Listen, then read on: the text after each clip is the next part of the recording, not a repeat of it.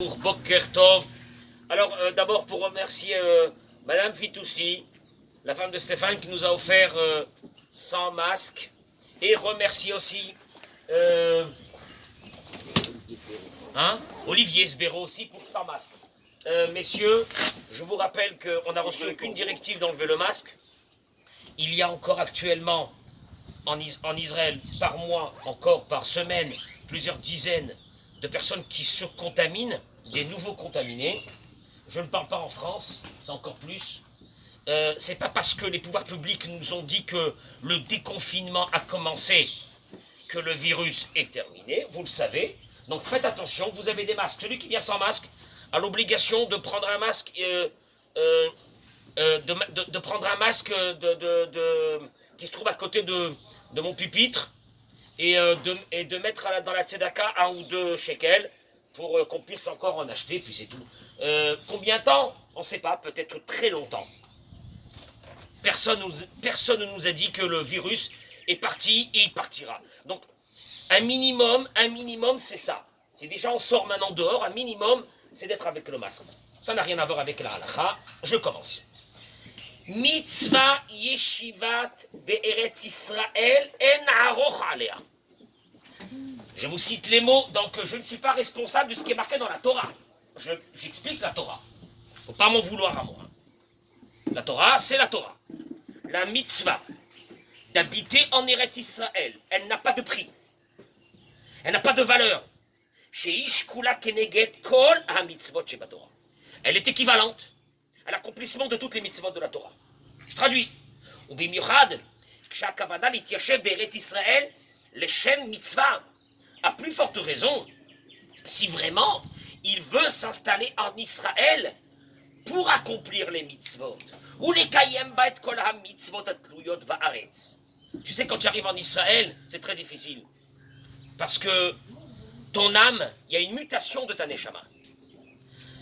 Tout ce que tu ne pouvais pas dévoiler dans la lumière de ta neshama, tu peux le dévoiler ici. Je ne le dis pas parce que d'un seul coup, ce matin, je suis illuminé. Je l'ai ressenti, mais tout le monde l'a ressenti. J'en ai parlé avec des centaines de personnes. Des fois, c'est douloureux. C'est très douloureux au début. Eretz Israël, au début, c'est très douloureux parce que tu fais sortir, tu sais quoi, c'est comme l'ouverture, c'est comme un accouchement. C'est douloureux, c'est beau un accouchement, c'est douloureux. Donc tu fais sortir ton âme, tu fais sortir ce qu'il y a de plus beau dans cette âme. Celui qui vient dans la terre d'Israël pour étudier la Torah, mais sûr que celui qui vient dans la terre d'Israël pour chercher les plaisirs de la terre d'Israël, je suis désolé de vous dire, il n'y a pas beaucoup de plaisir. Il y a un peu, mais il n'y a pas beaucoup. Ce n'est pas les plaisirs qu'on vient chercher ici. Ici, c'est on vient chercher le dévoilement de son âme. Et il te dit, à plus forte raison, ceux qui viennent en Eretz Israël pour étudier la Torah et accomplir les mitzvot de façon épanouie. Tu vois, tu n'as plus peur de personne. Tu es avec ta kippa toute la journée. Tu peux sortir dehors de chez toi avec ton talit et tes tefilines et marcher dans la rue pour aller vers la synagogue. Moi, d'autres ça dans le monde. Et personne qui va te regarder, c'est normal. Tu vas faire ton Shabbat, c'est un vrai Shabbat devant tout le monde. Tu peux sortir, mettre ta soukha dehors et chanter devant tout le monde. Tu vis une vraie vie. Alors là, c'est important. Velachet. Mitzvah le'adrich bachurim la'alot le'eret Israël, lilmod be'yishivot ha'kedoshot sheba'aretz, ou l'ishtakia kan be'eretz HaKodesh. Il y a une mitzvah, au contraire, d'encourager les jeunes à monter en Israël, soit pour étudier la Torah ici, après faire des études, se marier et habiter dans la terre d'Israël. Vafilou, et là on arrive puisque nous sommes dans les halachot de Kivud Avahem depuis un bon moment et encore pour un bon moment. Intsivu oto aviv o imo shelo la'alot l'eret Israël. Si papa et maman te disent non, on ne veut pas que tu montes en Eretz Israël. Lo ishma lahem. Il ne les écoute pas. C'est dur ça. Mikol sheken.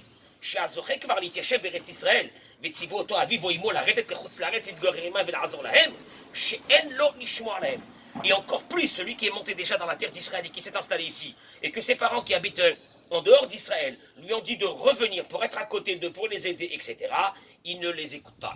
Mais sûr que si les parents ils ont besoin d'aide, de vérifier qu'il y a quelqu'un, s'ils sont seuls, Hasvé Shalom, et s'il y a des frères et des sœurs, et que lui doit aussi intervenir financièrement pour que ses parents, ça c'est sûr, il n'y a aucun problème, c'est pas qu'il est parti, qu'il laisse ses parents comme ça, bien sûr, mais simplement pour être à côté d'eux parce qu'ils ont une commodité meilleure en étant avec leur fils, ça, hors de question. כי המצוות יישוב ארץ ישראל גם בזמן הזה דוחה למצוות כיבוד אב האם. Je dis ça, j'ai mal à la bouche, tu vois, c'est dur pour moi de dire ça, mais c'est la halakha. Car la mitzvah, nous-mêmes, on a encore nos parents en dehors d'Israël. Tu crois que c'est facile que j'ai pas vu mes parents? Moi, ça fait 3 mois, mon père, il est malade. Mania, c'est, qu'est-ce qu'on va faire? C'est très dur, faut pas croire. Faut pas croire qu'on devait venir en Israël comme ça. Tu laisses toute la famille en France. Il te dit que la mitzvah de Yishuv Eret Israël, même actuellement, c'est une mitzvah qui repousse la mitzvah de Kivud Avaim. Et là, je vais juste dire quelque chose qui est très important. Euh, parce qu'il explique, il dit, on ramène que le Midrash il ramène dans le Sifri qu'il y avait Rabbi Yehuda ben Betera, Rabbi Mathia ben Harash, Rabbi Hanina, Rabbi Yoshua, que leur mérite soit avec nous. Amen. Et tous ceux qui étudient cette halakha avec nous, eh bien, le Midrash raconte qu'ils sont sortis en Chutz Laaretz, en dehors d'Israël. Ils sont arrivés à un endroit qui s'appelait Paltia, un autre endroit, Veniskeru Beret Israël. Et à ce moment-là, ils se sont souvenus de la terre d'Israël. Ils se sont mis à pleurer et ils ont déchiré leurs habits. Des Karoua mikrasé, et ils avaient quitté Israël pour une obligation. Et ils ont lu le verset. C'est marqué dans la Torah, Virishtem Bota, vous allez l'hériter cette terre, Vishavtemba, et vous allez vous installer. Et tout de suite après, le verset continue et il dit, Ushmartem la asot et kol hachukim ve'amishpatim, et vous garderez toutes les lois de la Torah. Lomar lecha. C'est pour te dire, donc ça c'est le Midrash, c'est la Gemara, la même chose. Lomar lecha pour te dire, Sheshkula yeshiva teret Israël, keneget kol mitzvot.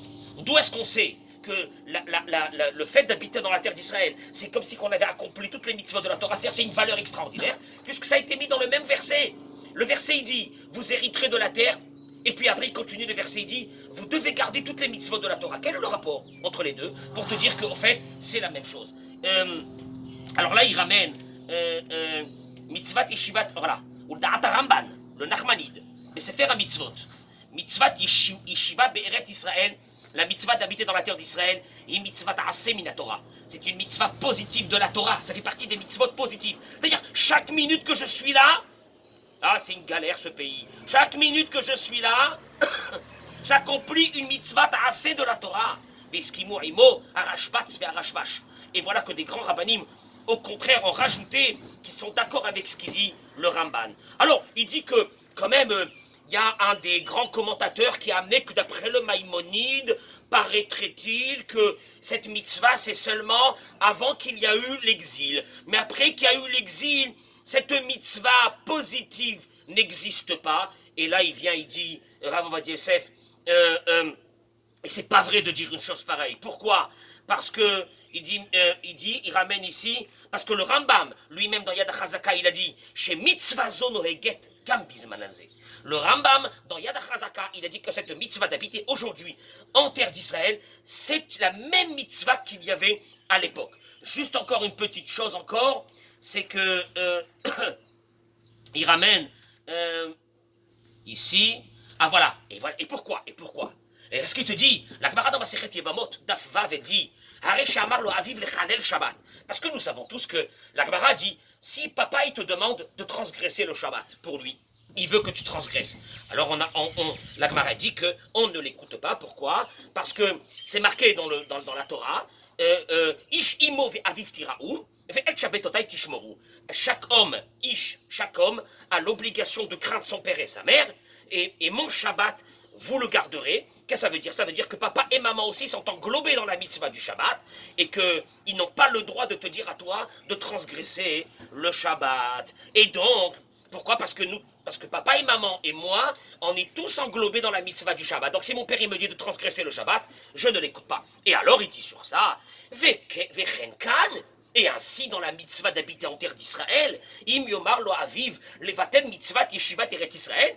Si ton père il te dit je ne veux pas que tu ailles habiter en Israël, lo ishmalo, il ne l'écoute pas. Pourquoi? Sha'arehu ve'aviv chayavim bemitzvazo. Parce qu'une mitzvah que ton père et toi, vous avez l'obligation de la faire comme le Shabbat, et comme dans le Shabbat on a dit que papa ne peut pas te dire de transgresser le Shabbat parce que lui-même, il est assujetti à cette mitzvah-là, de la même façon, dans ce qui est de Yeshivat Eret Israël, papa aussi a l'obligation d'habiter là, donc il ne peut pas t'interdire quelque chose que lui-même, il est obligé à vivre dans la terre d'Israël. Donc la terre d'Israël, la terre d'Israël, Béhémet, hein, je vous dis quelque chose qu'on a vécu, nous, ici, en quelques années, qu'on est venu là.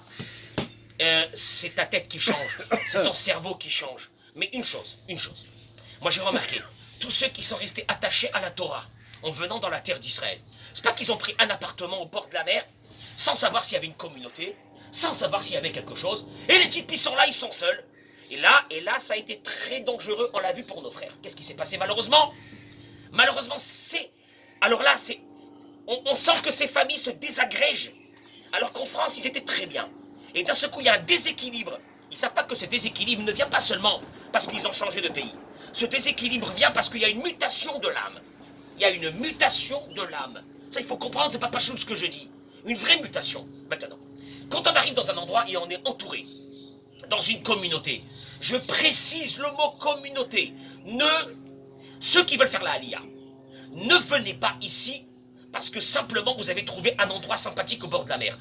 Première chose que vous devez avoir dans votre tête, si vous venez faire un voyage d'études, Bezrat Hashem, alors là, Baruch Haba, venez voir les communautés, rentrez dans les synagogues des communautés françaises, venez voir le Rav, venez voir les gens qui sont autour. Et là, vous prendrez vos décisions par rapport à quelle communauté vous voulez venir habiter. Parce que il va se passer quelque chose. C'est que pendant la première année qui va être douloureuse pour la mutation de l'âme, ta tête, elle n'est plus là, tu réfléchis plus la même chose. Il se passe plein de choses, tu ne te sens pas le même, tu ne te sens pas très bien, etc. Le fait d'être entouré d'une vraie communauté va faire que tu vas passer ce moment-là, et après un an et demi, Be'ezrat Hashem à peu près, je pense, hein, après un an et demi, la terre, un beau matin, elle te sourit, elle t'accueille. La terre, elle te sourit. Et là, attention, parce que quand elle t'a souri, la terre d'Israël ici, tu vas avoir une très grande bracha. Mais une bracha exceptionnelle, mais mieux que ça. Tu vas sentir que spirituellement, tu as changé complètement. Que les valeurs ne sont plus les mêmes, les futilités de Paris. Parce que Paris, c'est beau, Saint-Germain, c'est beau, c'est un kiff, tout ça. C'est Paris, c'est la plus belle ville du monde. Mais ces futilités, tu les as plus. Tu es en train de rentrer en profondeur dans ta vie. Tu commences à dévoiler la lumière de ton âme. Ça, c'est une chose extraordinaire. Et encore une fois, vous me connaissez que je ne suis pas quelqu'un d'illuminé ou qui est là en train de... Bon, ben voilà, il dit des choses. C'est ce que j'ai ressenti, moi, en venant ici. Ma prière n'est plus la même. Ma avodat Hashem n'est plus la même dans ce pays. Mon limoud à Torah n'est plus le même. Alors moi, j'avais entendu ça, j'ai dit, bon, bah, ça, c'est des gens qui... Bon, ils sont sympathiques, ils aiment beaucoup la terre d'Israël, donc ils te font des trucs. Non, Eret Israël, Pachout, tu changes complètement. Bien sûr que ceux qui sont venus en vacances à l'hôtel n'ont pas ressenti ce sentiment. Il faut venir habiter, se lever tous les matins, prendre son talit et cette feeling. Allez dans la communauté où tu es affilié, venir passer un Shabbat dans cette communauté, tu verras que ta vie elle va changer complètement. Mais vraiment, c'est une obligation. Obligation. Ne venez pas dans ce pays si vous n'avez pas une communauté. Allez à Ashdod, à Jéru, où vous voulez. Mais d'abord, si vous faites un voyage, ne faites pas un voyage pour chercher la maison, les appartements, il y en a des tonnes. Vous inquiétez pas, c'est pas comme à Paris, il y a des tonnes d'appartements, location, à foison, à vendre par millions, il n'y a pas de problème. Cherchez la communauté où vous allez sentir une ambiance d'amitié, d'amour, comme je le précise. Nous les Français, quand on arrive en Israël, pendant au moins 1 an ou 2 ans, on est seul. Quand on dit on est seul, on n'a pas encore la langue, on n'a pas encore tout ça, on n'a pas la mentalité, on est dans une solitude. C'est un beau pays, mais on est dans une solitude. Et on a besoin de retrouver cette communauté que quand tu rentres, tu retrouves tes copains, tes amis. Ça te donne un nouveau souffle pour repartir le matin au travail et te sentir mieux. Je vous souhaite la bracha et la hatzlacha, Bezrat Hashem. Et on remercie Hashem. J'ai honte. Combien il faut que je remercie Hashem? J'ai honte. La vérité, je me lève le matin, j'ai honte. J'ai Akadosh Baruch Hu, merci. Merci Hachem, qu'est-ce que j'ai mérité? Bon, sûrement que j'ai mérité, parce que si je n'avais pas mérité, il ne me l'aurait pas donné. Mais merci de m'avoir donné, moi, ce mérite de venir habiter dans un endroit comme ça, de retrouver la collègue des frères que je n'ai pas connus en France. Quel mérite que je suis venu ici pour trouver une vraie famille extraordinaire. Kakadosh Baruch Hashem, et Baruch Hashem, on a passé cette période-là. J'ai honte aussi de le dire, Stéphane, on a kiffé, nous. On a eu des moments, on s'est fait des kiffs et des machins, et des petits mini-animes, quand on pouvait le faire à 10, et un petit qui-douche, on a respiré au moins. On a passé ce moment de confinement avec beaucoup moins. On avait le droit le soir de sortir, tard. Et voilà qu'en bas de chez moi, il y avait toujours une bande qui arrivait me prendre, et on partait sur la plage pendant 2 heures comme ça, en train de faire le tour, et on passait. Des moments que... Je sens que même dans les moments difficiles de l'humanité, on les passe ici plus facilement. Je vous remercie en vous souhaitant une très bonne journée. Amen.